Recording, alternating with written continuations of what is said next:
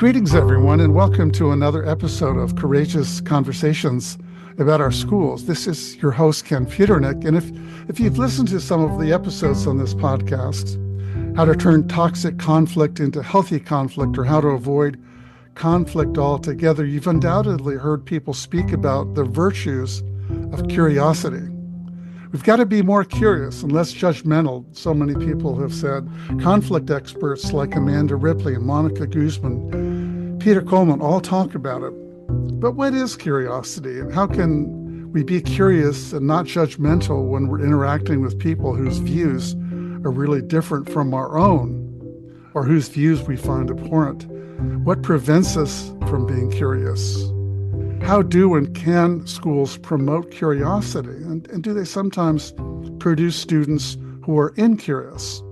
Well, today my guest, Scott Shigoeka, is someone who has devoted years thinking, writing, talking about curiosity. He's done TED Talks about it. He's spoken at Google, Microsoft, Pixar, Meta, Airbnb, as well as university and schools all over the world. He's also written a highly acclaimed book about curiosity called Seek: How Curiosity Can Transform Your Life and Change the World. Well, it seemed fitting that Scott would be a guest on this podcast. One thing I can't wait to ask Scott about is what he's curious about when it comes to the role schools and educators play when it comes to cultivating curiosity, or whether they sometimes promote the opposite, the word I used a little earlier, incuriosity. Welcome, Scott. Thanks. I'm so excited to be on this show, Ken. I really appreciate it. Yeah. It's great to see you. And I thought a lot about you as I was reading your book recently. I was really looking forward to this conversation.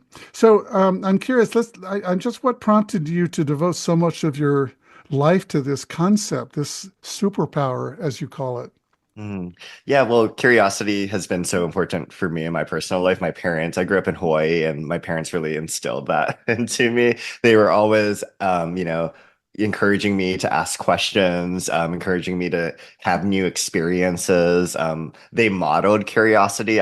We would go on the bus, to the beach, and they would talk to the people around them and ask them questions.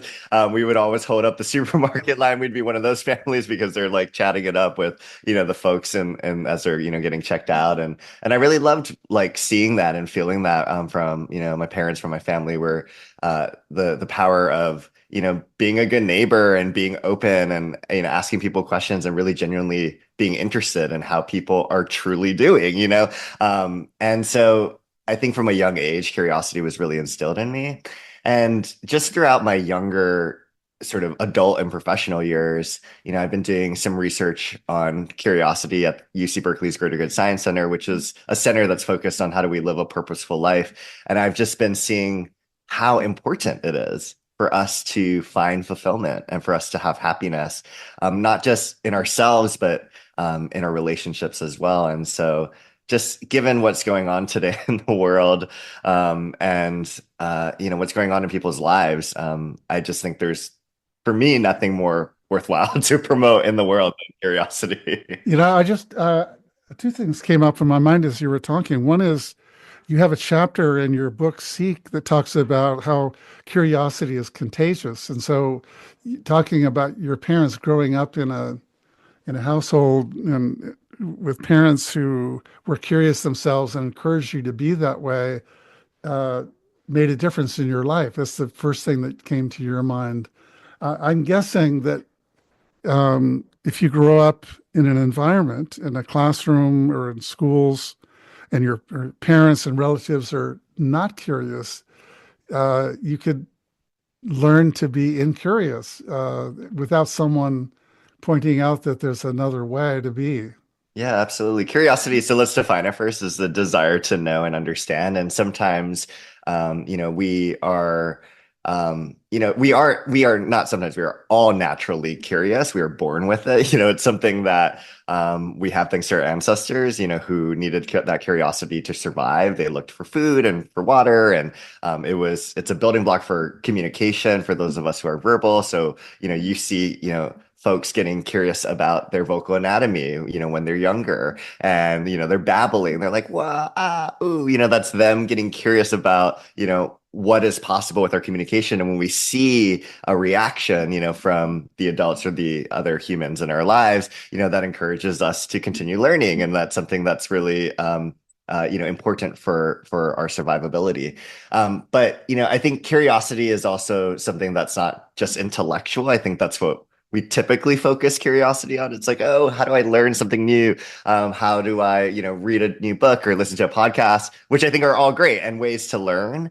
But really, a lot of my work focuses on heart-centered curiosity. So bringing that curiosity from the mind into the heart. And I think that especially is something that we can learn from other people. When we feel seen and heard by people asking us questions, it incites something inside of us to want to ask them questions back, to want to get to know them. So in that way, yeah, it's pretty easy to see how curiosity is contagious. We can all look to our personal lives, and we know that when we're surrounded by people, our friends, our partners, our families, our neighbors who are curious about us, we naturally are, inclined to be curious back towards them. And so it creates this, what some researchers call the give and take spiral, this back and forth question asking and just like, oh my gosh, how did 4 hours pass? This is such an incredible conversation. Yeah, that's, I think, the beauty of curiosity.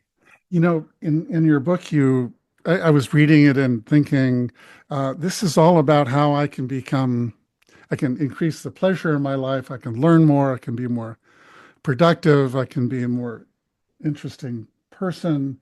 And for a while, I was thinking, this is all about me. And then, and curiosity seems like it could be something beyond that. And that's when I encountered something that, and I'm not saying exactly what you said, but this is the gist of what I read, is it's actually a gift to other people. And you alluded to it a little bit ago about strengthening relationships. It's actually being curious and genuinely, not performatively, inquiring about someone else's life, even someone that you don't agree with, is a way to strengthen the relationship. It's not just about me, it's about us. Absolutely, because and I thought you paraphrased that like great. I think, yeah, I think it is a gift that we're giving to other people, because when we turn to someone and we're genuinely curious about them and we ask them questions, what we're really communicating to them is, I want to know who you are. I want to know your story. I want to know, your nuances, I want to know what brings you joy. I want to know about the people in your life. I want to know about how you're hurting and how you're healing through that. All of those curiosities that we have about other people is really us communicating, I care about you and I want to know you and I see you and I love you. And I think that is really, the promise and the gift, like, I wrote in the book of curiosity that, it's a way of us expressing love. And I had always heard the adage of like, what is, like love is a verb, but like, okay, what does that mean though? Like, how do you Yeah. actually do it? And I'm, realizing now through this work that the verb is curiosity. That is a muscle that we can exercise and practice to demonstrate our love, not just to other people, but even to ourselves. Yeah. And people who have listened to this podcast have heard me say this, share this little story, but it's really appropriate here again. And it's a story about Daryl Davis, who's a musician in South Carolina. Uh, he's a black musician, and he had a fan who was white, and they get to know each other. And the guy said, "I've actually never spoken to a black person." And Daryl asked him why. He says, "Well, I'm a member of the Klan." And Daryl, rather than leaving and getting upset and being offended, he became curious and said, "I want to know your story." And he didn't rebuff him, and they developed a relationship, a friendship, and eventually this guy turns his ropes over to Daryl Davis. So when you show some empathy and you show curiosity, even with someone whose actions and views you find abhorrent, and what could be more abhorrent than the values and actions of Klanspeople, at least when they're doing their Klan activities. And many people, other people that Daryl met, did the same thing. So it isn't just, the people that we that are in our silo, in our echo chambers. It's people that are different from us. I think that I'm queer, and I think some folks in the LGBTQ community, you know, can, relate to the story of, when I came out, almost everyone was, completely accepting and loving about it. But, there were a few, loved ones that, meant a lot to me in my life, and were not, accepting and celebratory. In fact, were, said it was a sin, and said, were concerned for me or did not like that part of me. And it created a fracture in the relationship, obviously, because this is who I am. And that part of me is not being seen or accepted or loved. And, I'm happy to say that it did take a few decades, but, I'm happy to say that these loved ones, by staying in relationship with them, and not, canceling them out of my life, eventually, by just me coming back to the islands and like bringing my partner and me having conversations with them, and encouraging this space of curiosity, there was a really beautiful experience that happened 2 Decembers ago, where they prayed for us, and not in the way that I had always thought that I was being prayed for growing up, in terms of praying my gay way, but praying for us in terms of us being happy, and praying for my partner and I to like live a beautiful life, and praying for our happiness. And it was the first time that part of me was really acknowledged, and was really supported by loved ones who years ago had told me that this was one of the worst parts about a person. And so I always, people have the capacity to change, I think is something that's so important. And if we just are cutting off our relationships and canceling them too early, because we disagree with them, or maybe there's a part of us that they don't understand, if we can stay open to an opportunity to share our own stories and to share our perspectives, there is a possibility that they can change. I will say, though, that sometimes that is not the story. So that is not the happy ending that everyone gets. It can be really dangerous, to, have a spirit of curiosity in a place where someone, hates you, or part, or one of your group identities, or, any part of you.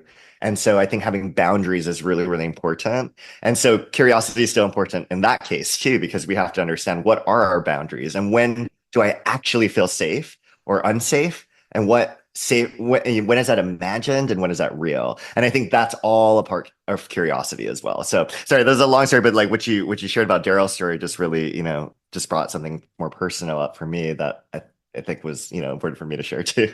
So. Yeah, one of the things that I've been learning, and I heard it again from Tim Shriver, who I interviewed recently, who developed a dignity index, and the whole point of that is to get people in schools, teachers and kids and politicians, to sort of embrace the idea that we want to regard other people, even people that disagree with us, with a sense of dignity and not contempt. And I recall reading in a book, a wonderful book called Love Your Enemies, that the more we have contempt for them, the more of them there will be. That it was sort of to your point earlier, when we cancel people, sometimes, maybe we have to be safe, but when we cancel people, or we have contempt for people whose views we don't like, it actually can cause the problem that we're experiencing to become worse. And it seems counterintuitive to do what Daryl Davis did, or what you did, is to open up to these people that were wanting to cancel you. Eventually ended in something pretty cool, pretty beautiful, and it restored the relationship, and probably caused them to rethink their positions a bit. Yeah, and there's research to show that curiosity, does interrupt biases. It helps us to challenge our assumptions, and to challenge the stereotypes that we hold about other people. And so, I think as a practice, we need to continue to have an open mind and an open heart, especially in a world that's fracturing and is dividing across different lines, not just political, but social divides as well. identities like race and religion and age, even. I'm thinking about cultural phenomena like okay boomer, or the ways in which we're othering or holding other people in contempt, a whole group of people, and what curiosity can do to help us see the individuality of people, to help us interrupt some of those biases. I do think though that like we think that we're curious sometimes, but we're actually not, right? Like these are some pretty overt ways we're talking about being incurious, and most people would be like, "Yeah, but I see the humanity, the dignity of people. I'm totally curious." But there are these small ways, these more subtle ways that we're being incurious. For instance, when a student comes into class and is really upset about the grade that they got on their project, or maybe if you're a parent, your kid comes back and says like, "Oh my gosh, I did so bad on that soccer game," and I think something that we can do as an adult in that situation is we want to encourage them and support them and say, "No, you did great. Like it's just a C, or like you still won the game. Like you did some great passes." But even in that moment, we are actually being incurious because we're contradicting the worldview of this young person who just came up to us and said, "Hey, I feel like I did a bad job." And what we're replying to them is saying, "No, you didn't. You did great." What it does is it deteriorates their self-confidence about, them understanding their reality accurately or not. But it also closes the door on curiosity. It says, listen to me. It's a more sort of arrogant perspective, even though our intent is wanting to help them. So I always, encourage folks, and like I say in the book, is you can say, "I don't think you did a bad job on that project or on that soccer game, but tell me more. Like tell me more about why you think that you did not do great, because I want to know that perspective from you."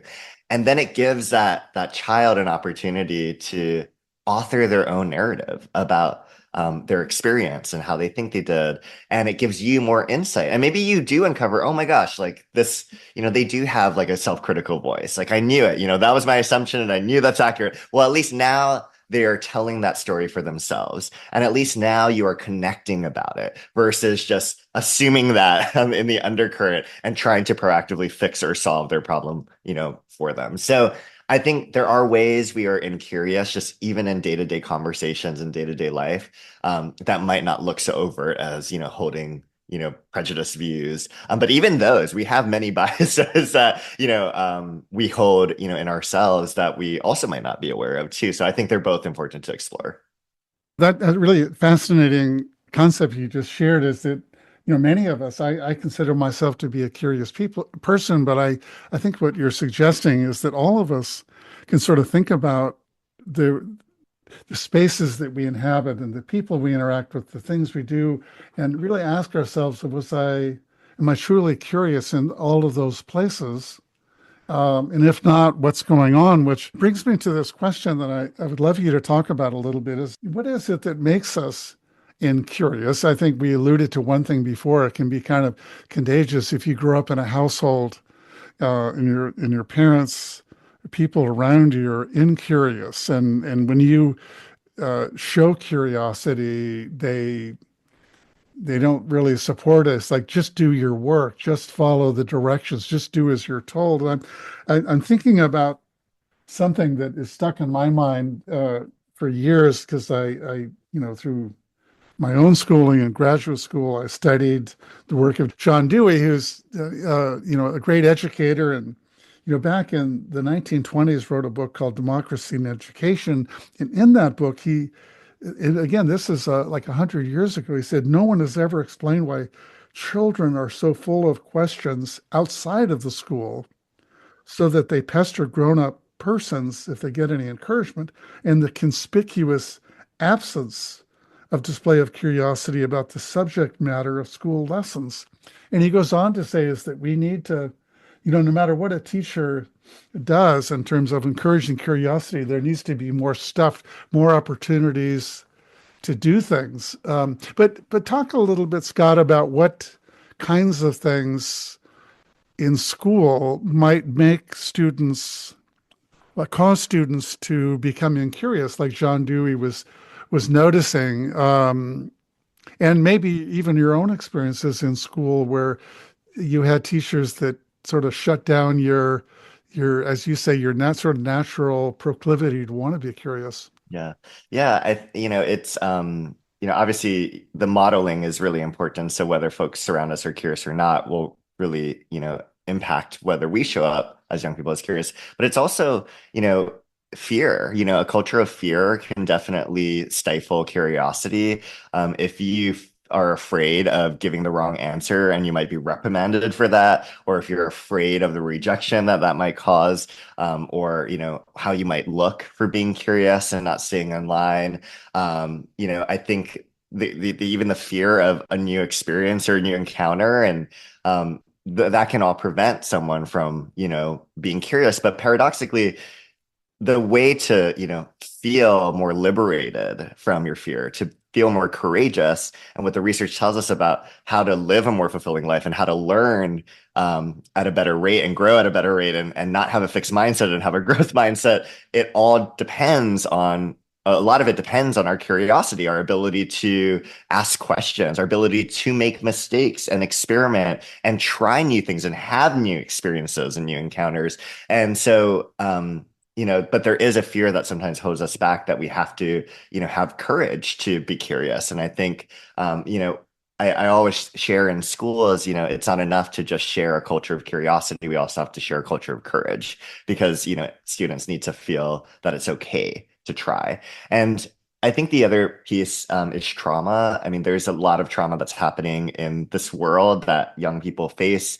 That when I talked to trauma-informed therapists, they said, um, you know, it's really hard for someone who is going through trauma to be curious. It closes you off. It closes if you can almost imagine yourself like huddling into a ball, it doesn't allow you to be open and to look out at the world, because you're still healing, or you're still trying to protect yourself really from what has happened to you. And I definitely relate to that. I think the moments when I look back where I wasn't had not healed, or had been going through some deep trauma in my childhood, I wasn't curious and thinking about the world and adventuring. I was more focused on why I didn't feel like I belonged, and my confusion around my dad going in prison and what that meant for our family, and all of the things that happened to me that really impacted my curiosity.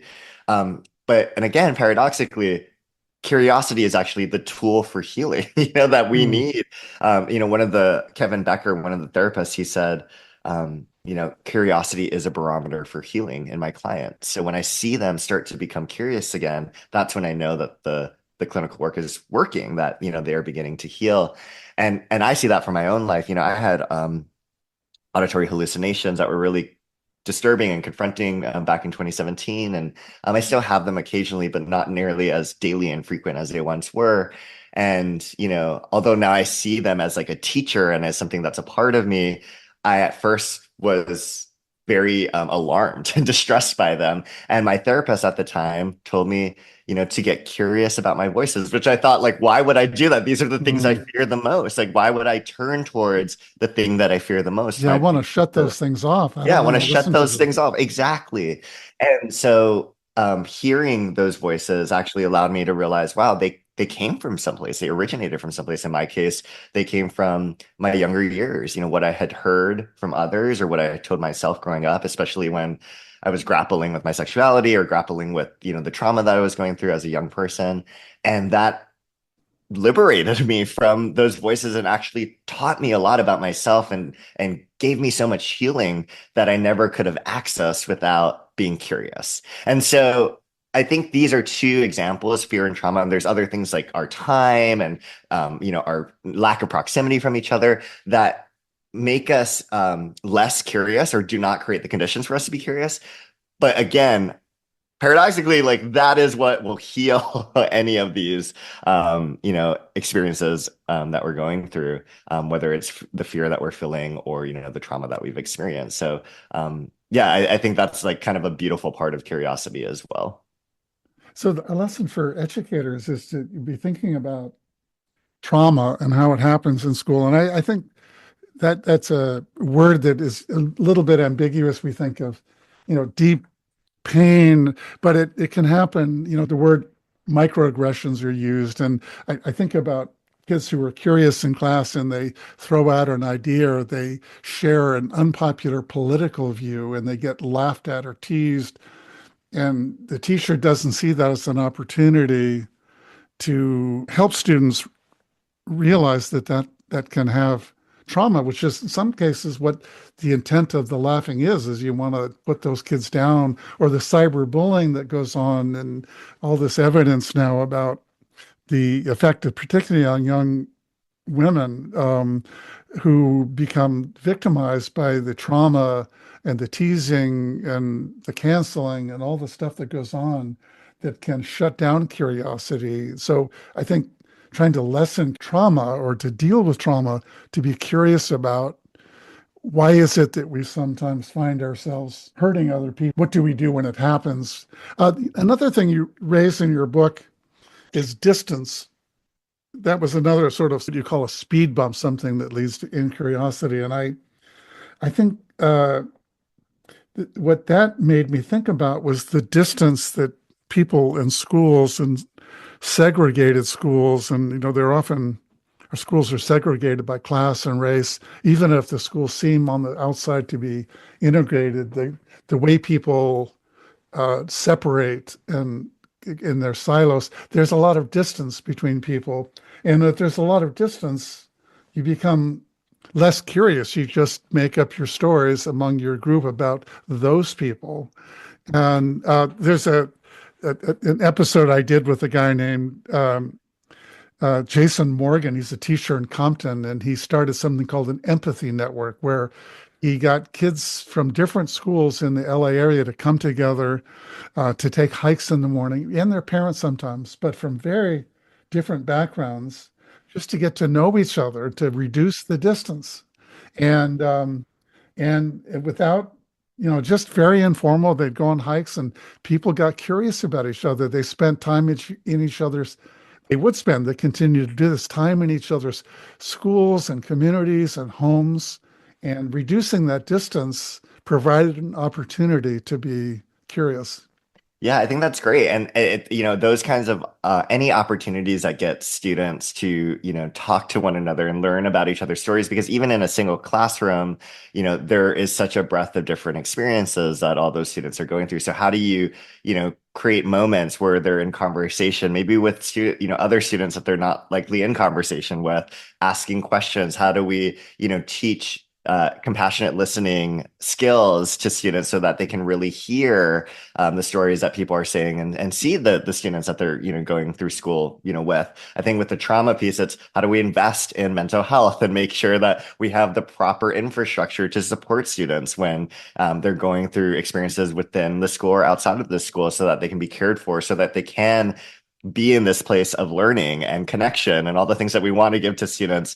It means that we're not taking away those important resources from them, but actually investing in them. And then, to the point of fear, it's, how do we cultivate courage? And a big way to do that is for teachers to model that courage themselves, to say, hey, I actually got that wrong when I was teaching in the lesson plan. I got that wrong. And sometimes we make mistakes. And so here's the correct way to do it. I call that becoming an admitter. This idea of saying when we are wrong, or saying when we don't know something, which can be fearful for even teachers that I've spoken with. They want to, some of the teachers I've talked to, they want to appear that they are knowledgeable and create that aura and that around themselves. I also hear this from leaders in workplaces outside of education.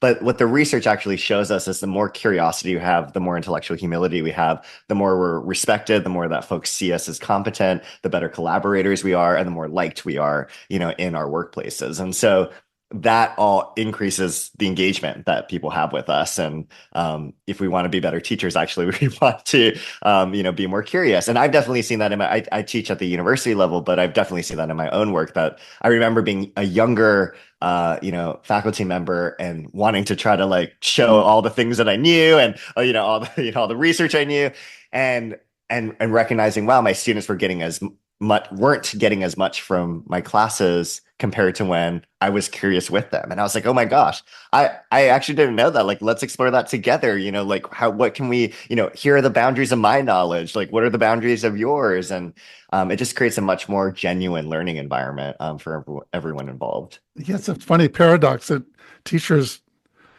often, it's easy to sort of believe, well, if I'm a teacher, by definition, I'm supposed to know things about my subjects. And there's truth to that. Of course, you have to be someone that's knowledgeable. But what I have found, and I've done about 100 episodes of teacher stories of just finding out from people who was a teacher that made a difference in your life and what were they like. And invariably, these are people that are curious themselves. They're curious about their students. They're curious about how people learn. They're curious about what it means to be a good teacher. They're curious about the subjects that they teach, even if they've been teaching them for 30, 40 years, they're still curious. And that, goes back to this idea that at the beginning that you talk about in your book.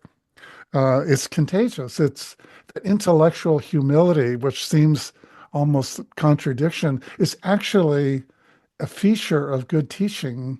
It's when people say, I don't know that. And that's really cool. I want to know more. And rather than making students feel like, well, what's wrong with you? Why don't you know that? It's like, how cool is that you're still thinking about that? And it's sort of liberating on my part. It says, now that's something maybe I can do too. And Absolutely. There is this, and it's interesting because when you're talking about those who have, a lot of experience, or what I'm hearing is, those with a lot of experience, I find tend to be more curious. And what we've seen from the research, there's like a meta-analysis that of the research that everyone thinks that curiosity is only for young people, just only for the kids. Like, it's something you're born with, it's something we see in babies. That's all curiosity is for.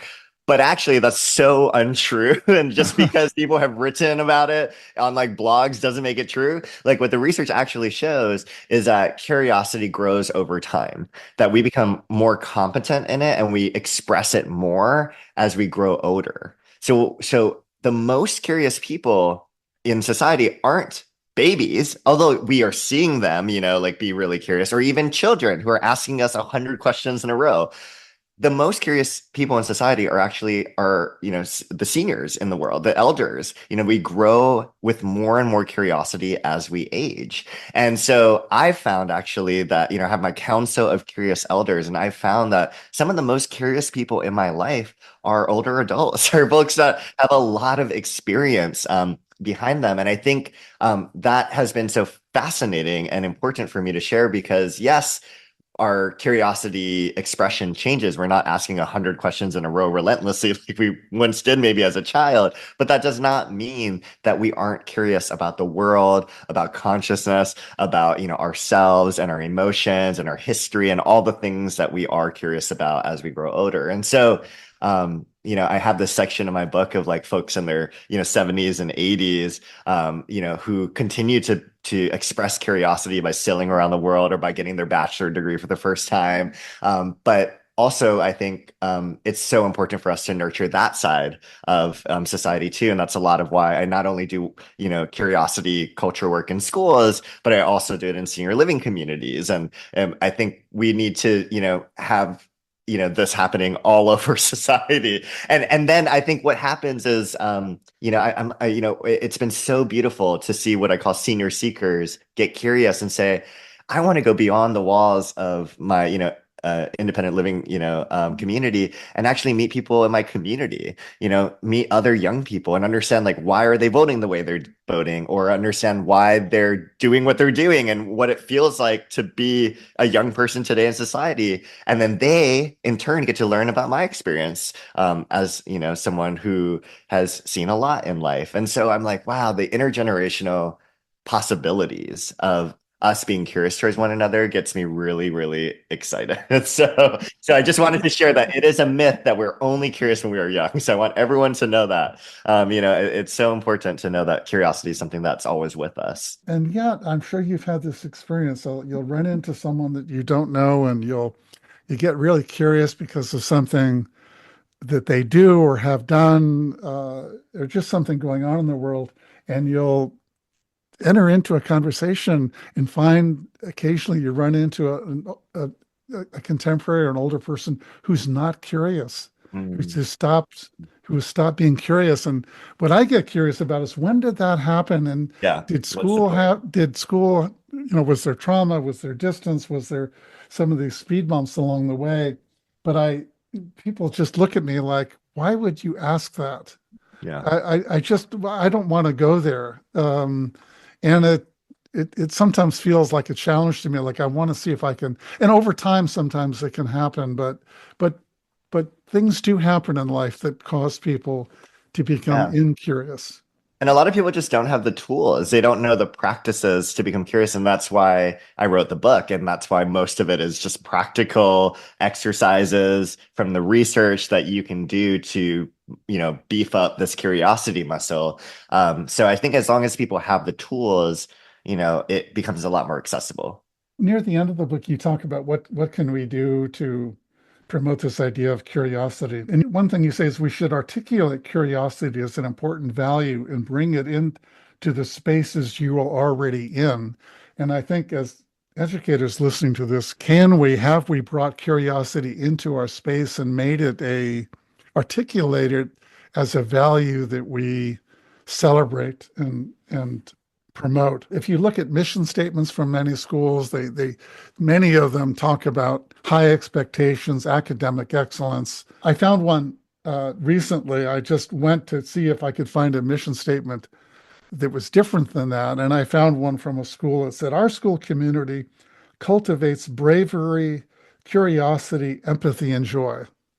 And I thought they were naming it and saying, for whatever value mission statements have, the idea is that it's something that we go back to. It's a touchstone that we convey to parents and teachers and students. This is what we're about. So that if people say, there's not much empathy here, there's not much curiosity, someone ought to be able to say, "You're right. That's our mission.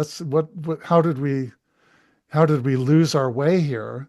And so that's something that schools or people listening might want to do is, can we name curiosity among other things like empathy and joy as part of our mission as educators? Yeah, I think that's a great start, but just like putting live, love, laugh on your wall doesn't Yeah. mean that you're going to start living and loving and laughing. You have to actually practice it, in your daily life. It's not enough to just see put it in a mission statement or in a strategic plan. And so, what I'd look to for school is to really understand like how curious as a school is exactly what your past guest said. Is there opportunities for students here to meet one another, understand each other's stories, and share their own in a meaningful way? I see programs like Beyond Differences that has no kid eats lunch alone, like programs like that. Are there programs that are building belonging here on campus where people are can feel less lonely, less alone, feel like they're connected to the people around them? In classrooms, are we prioritizing questions, not just answers? So if you're doing quizzes and tests to test people's answers, are you also exploring open questions? What kinds of assignments are you giving students? Are you asking them what social issues they really care about, and then asking them to argue the other side and get curious about what other perspectives might be, right? I think like looking for those tangible ways that students or teachers or even parents who are a big part of a school ecosystem, how are they meeting one another, learning about each other? Are there moments for them to engage as parents, to share different techniques or tools that they can use with their children, learn from one another? I mean, those are all things that I look for in schools rather than just seeing it in their mission statement or their strategic plan. But I think it is important to name it. Like if this is important to us, which I think it should be for everyone, we should definitely write it down somewhere and make it known. But then it's okay, what are the actual practices that we're going to bring onto campus? Yeah, I would think educators, good educational leaders, or teachers, others could call the mission statement out 4 times a year and say, "Are we doing this?" Yeah. Love Uh, that. and Love and that. and and say, who's got an example of of something that they're doing in their classroom is promoting bravery, Love it. curiosity, empathy, as a reminder that these aren't just catchwords that we felt good about one day, but we're actually doing it and we're celebrating the ways that we're doing and learning to do it better all the time. I love that. I love that because you're operationalizing the Yeah. mission statement in that case. And then you're also creating a culture of curiosity where educators can learn from one another. Like, oh, wow, that really created empathy in your students' lives. Oh, wow, that brought joy to, your department. Like that's so great. Like I can learn from that, right? So that is a great example of creating a culture of curiosity, living up to your mission statement, and you'll probably see better results. Um, Yeah. by creating that active reflection process, into the process of learning and teaching and training. So that's great. You alluded to an organization that promotes something, which I just love this idea. Never heard of it, but it's No One Eats Alone. Yeah, yeah. Just say a bit about that, and there's something that people listening to this might want to adopt something like this in their schools. Yeah, the Beyond Differences is the nonprofit that runs this, and I really recognize or resonate with it because I think I often ate lunch alone, and I was always, I was bullied a lot when I was younger for being kind of this loner kid. I hadn't really come into myself. I wasn't really comfortable with myself, but really, what all I needed and what I found in high school was I just needed someone to come up to me and like, be curious about me. That then gave me the confidence to share a little bit more about myself and ask them questions too. But that didn't really happen, unfortunately, in middle school. But it did happen in high school. And so people starting to reach out to me, be curious about me because I was at this new school and they were probably, trying to make friends too. It just allowed me to feel seen and empowered. And, I had a really great, high school experience, and it was very social, and I felt very like I belonged, for one of the first times in my like school experience growing up. So I love these efforts, and there's so many others. This is one example, but there's so many efforts like this, some that are by national nonprofits that are doing this at schools all across the country, some that are just done by schools themselves, some that are just like a teacher that really cares, and is doing something in their own classroom. And I think they're all necessary, they're all needed. But it really does make a huge impact in the lives of these students, of these young people. I mean, I am a byproduct of that. I am so grateful that those kinds of programs existed. Yeah, yeah. Well, Scott, I think we've come to the end of our time. I really want to thank you for being part of courageous conversations about our schools.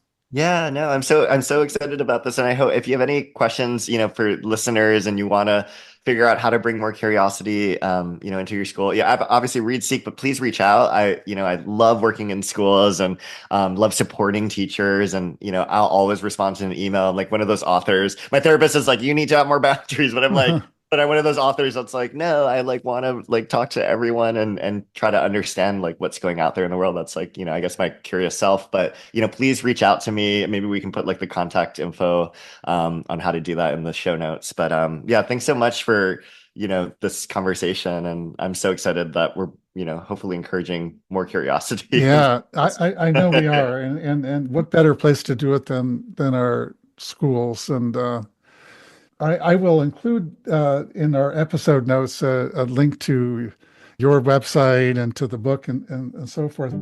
For those listening out there, you can find this episode at schoolconversations.org and wherever you get your podcast. So again, thanks so much, Scott, and we'll all do our best to be more curious.